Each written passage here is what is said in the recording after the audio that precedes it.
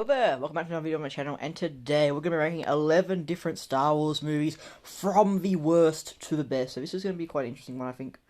Sorry. Yeah, so this is like, I just ranked them based on like how much enjoyment I honestly got out of them personally. Just how well made movies, I think how well they were like made as movies. So this is going to be a bit controversial. Before we start, I just want to give a quick little thing that I'm not going to be including the Clone Wars movie, as it does feel a bit different. It is technically a movie. Instead of feeling like an actual movie, it just feels like a bunch of Clone Wars episodes put into one. It does explain the origins of Ahsoka as Anakin's apprentice, though, but I just don't think it's a real movie, in all honesty. So that's just that. At number 11 on the list, the worst Star Wars movie, I actually have The Rise of Skywalker, and oh my god, this movie was terrible. I don't really care what anyone says, it was just so fucking bad. Yeah, it's just the character development. The sequel, every single sequel movie just gets worse as time goes by, from that to that to that. And Rey, oh, I just despise Rey so much. She's just such a bad character and a disgrace to the Skywalker family, if you ask me. And Kylo Ren, another character that just, his character development just gets weaker as every film progresses, even though he's definitely one of the better parts of the sequel trilogy. Sequel trilogy for sure. And what else? Oh my god, somehow Palpatine returned. What? Yeah, that's just wrong. And given that it's like, it's the last chapter in the Skywalker saga, it just feels so weak. Like, how is this the last movie? Like, but you know what? I want to quickly say that one of my main pet peeves for the sequel trilogy is that you have Luke, Leia, and Han, and they never see each other again. That's just quite frankly sad. And The Rise of Skywalker is just such a boring movie. I didn't even know what it was doing. It just wasn't very well planned, or I didn't even plan much out of this movie. And nothing unique happened. It was just such a snooze fest to watch. I just couldn't watch the whole thing through. I had to have pauses because of just how boring this thing was. And I also want to say that I actually did rewatch lots of the Star Wars movies in recent times, but I also rewatched lots of this TV series content. So, yeah. So yeah, Rise of Skywalker is such a horrible movie. I don't even know what to say. It's just an abomination. Number 10 should be no surprise. The Last Jedi, second last. Yeah, I enjoyed this one more than I enjoyed Rise of Skywalker. However, lots of the character development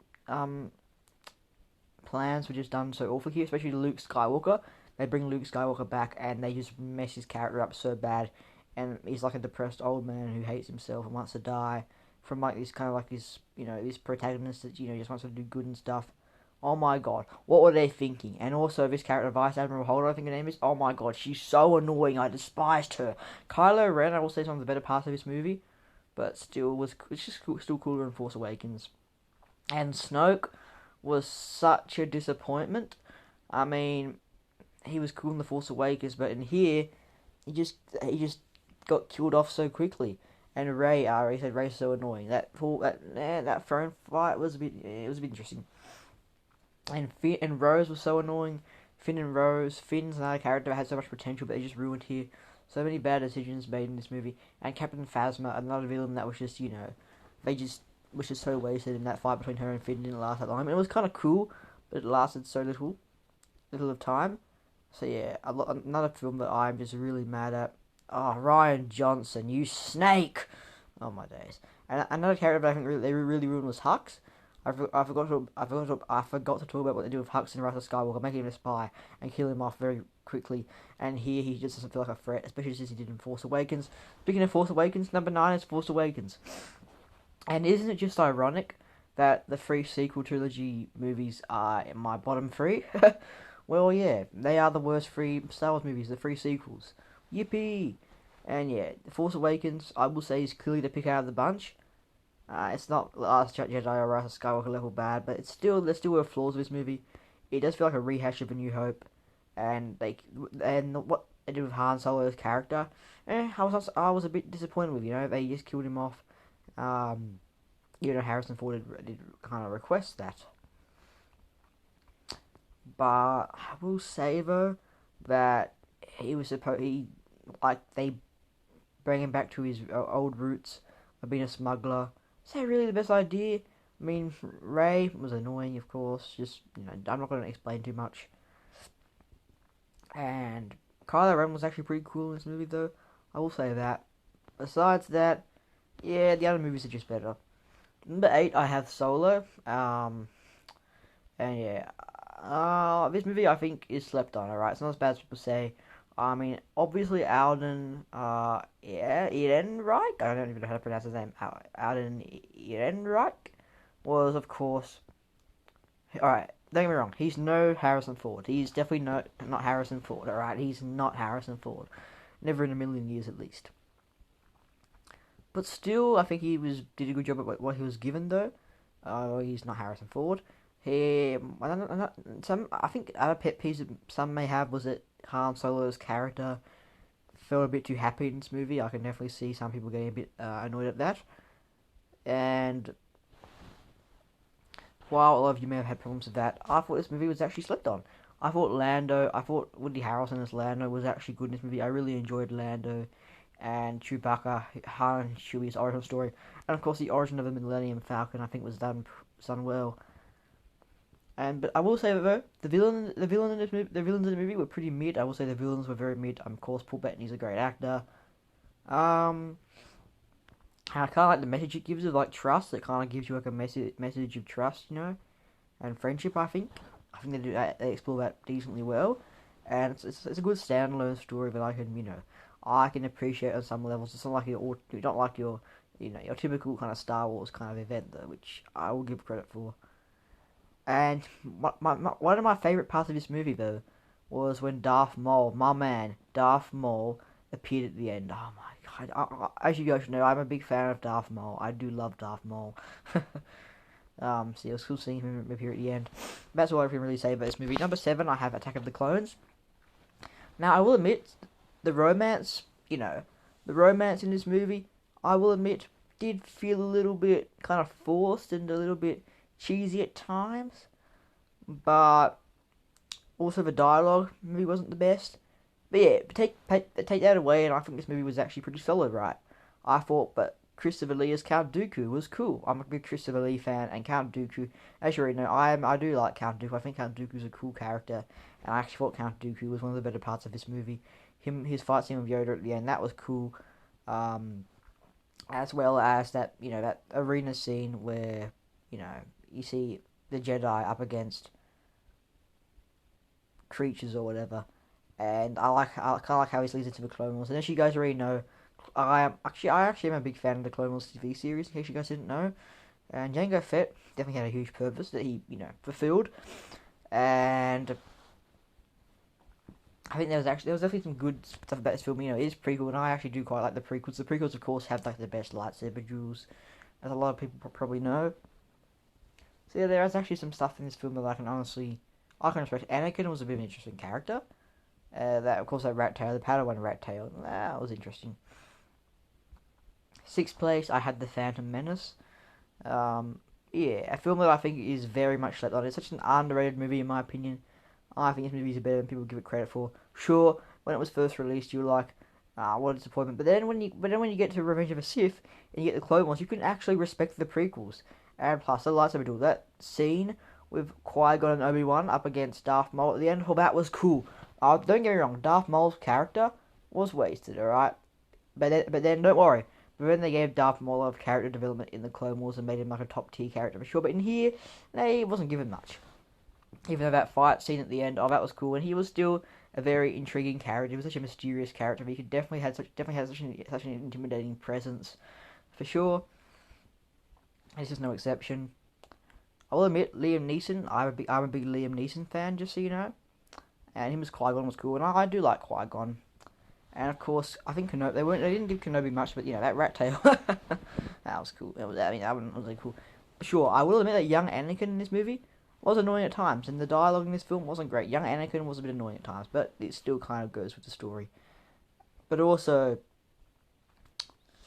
but another thing that people hate about this film, I think you guys are waiting for me to talk about, is Jar Jar Binks. Now, don't get me wrong, Jar Jar Binks can be annoying, but I don't hate Jar Jar Binks as much as other people do. I actually like Jar Jar more than other people, just because he's kind of a fun character to meme with. And the Darth Jar Jar meme, that slaps. And I will say that Jar Jar is actually a better character than most of the sequel characters. Alright, that's my personal take right there. the Gungans, including Boss Naster. Woo! That was weird. And some of the characters, like the Watto, the trade slave guy, whatever, he was a bit, yeah, it was a bit weird. Now this is pod racing. Okay. So yeah, this film is definitely flawed, but I still enjoyed it nonetheless, and I honestly have no problems rewatching this film whatsoever. Fifth place is Rogue One. Yeah, and this is actually like just kind of like sets up the originals in a way. Well, not really sets up because like it comes after, obviously. It's like a prequel to them. But I think this film is actually quite interesting. You have, sure, I'm not like overly invested in any of the main characters, and I like the twist where they all die at the end. I think it's a cool twist, and I think Krennic was a pretty solid villain. And it kind of gives like it kind of explains the origins of the Death Star, which I think we've done well. It just proves how ruthless the Empire is as a whole, and all of that. And that's just that. But I will also say that, of course, the best part of this movie, I think you guys should already know, that hallway scene at the end, that hallway scene with Darth Vader is such a menace, just slaughtering everyone. Oh my, that was sick, bro. And you already know that scene is gonna make history for sure. That scene is definitely making history. It was like a horror scene just right at the end. And that was cool. There was such cool moments in this. Darth Vader did carry, given that he didn't have, even if he didn't have much scenes, he still carried a movie. And Rogue One, I think, was actually a fun movie, and I enjoy it quite a lot. Fourth place, we have Return of the Jedi. And don't get me wrong, these next four movies are a 10 out of 10. Every movie from here, 10 out of 10 movies, in my opinion. A bit of a Star Wars nerd, by the way. Return of the Jedi is no exception. We get into original stuff, and Return of the Jedi is good. However, the reason why I put the other three ahead of it, because the other three movies are more consistent overall. Return of the Jedi had a more kind of like inconsistent kind of pace to it. The first half wasn't that good, whereas we get like Jabba the Hutt stuff, and Princess Leia all stripped off. Well, mostly stripped off. That was a bit. I'm not going to comment on that. That was a bit. But then you get to like the second half, and the second half it is top tier. That final battle with Luke Skywalker, Darth Vader, and the Emperor. That is top tier stuff right there. Absolute top tier. And Luke Skywalker's such an interesting character. He is conflicted, right? But he chooses the light side in the end, and that's what makes him such a fascinating character. Then, of course, you have Vader, and Vader is, Darth Vader's story is actually really it is a really tragic story, right? At the end, that was very tragic, and it just goes to show how evil the Emperor is, and just all that. So I think this was like a very good conclusion to the original trilogy. All of the original trilogy is top 10. I don't care what y'all say, but yeah, I have nothing else to say really. Well, I probably do, but Number 3 is A New Hope. Originally known as Star Wars. The one that started it all, again, the only reason why I put it ahead of Return of the Jedi, even though I think they kind of even, was, well, it was just because, like, this movie was more consistent overall, I felt like, than Return of the Jedi. And Obi-Wan, of course, is a legend. I can't remember his name. Allen Guinness? Yes, that's with a G, right? Whatever. Well, did play him well, and I will say that in the prequels, right, Ewan McGregor did, he got a lot of it right. He got the accent right and stuff. What a legend. And Darth Vader is such a menace. From like when Darth Vader first appears on screen, he's a menace, right? He means business, and that's what I like. I will say though that like he gave us some pretty good characters, like introductions, like Luke Skywalker, fascinating character. Han Solo, such a likable character, but also a bit of a prick, but so likable, so damn likable as well. Harrison Ford is a legend. Even Princess Leia. I think Princess Leia is a cool character.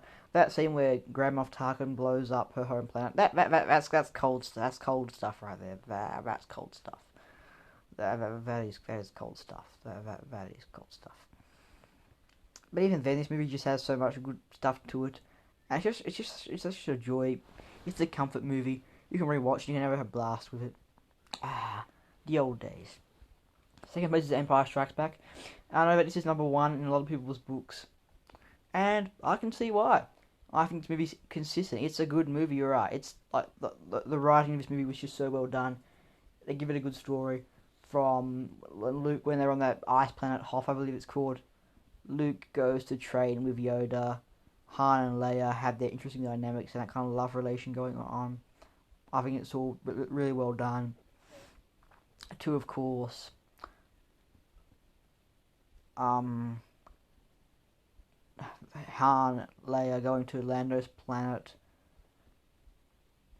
Darth Vader makes a deal with Lando and a bunch of other bounty hunters.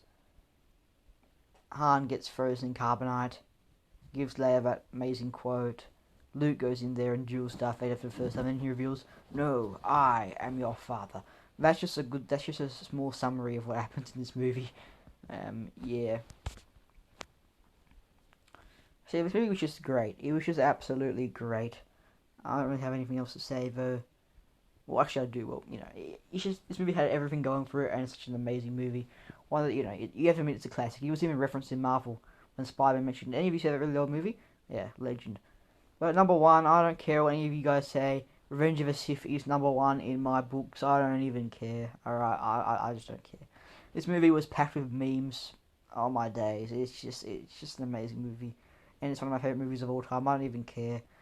And where do I even begin? I think this movie just starts out with a good start to it. And just shows us Anakin's full rise to the dark side, where he becomes Darth Vader, and this movie just shows us how evil Emperor Palpatine is, and it kind of shows us Palpatine's rise to power, and like how the Empire came to be. And I think this is just an amazing movie. And Palpatine has such evil quotes in here, and it's just so deliciously evil to watch. Like, it's just so deliciously evil. Even there's a bunch of good stuff. That scene where, especially those scenes where like Palpatine's like, "Do it," where he turns on Count Dooku, he's like, "Kill him now, do it." And General Grievous has some pretty memorable moments in this movie too. His fight with Obi-Wan, but just also another good thing about this movie was Yoda. Of course, I have to mention Yoda and Palpatine's duel. That was just so satisfying to watch. For the pacing, I think the pacing was actually done well, and just Palpatine's speech of, "Did you ever hear the tragedy of Darth Plagueis Device?" The way he convinced Anakin to the dark side, it's just so chilling. Palpatine just has such an intimidating, cold, conniving, chilling presence that you can't avoid.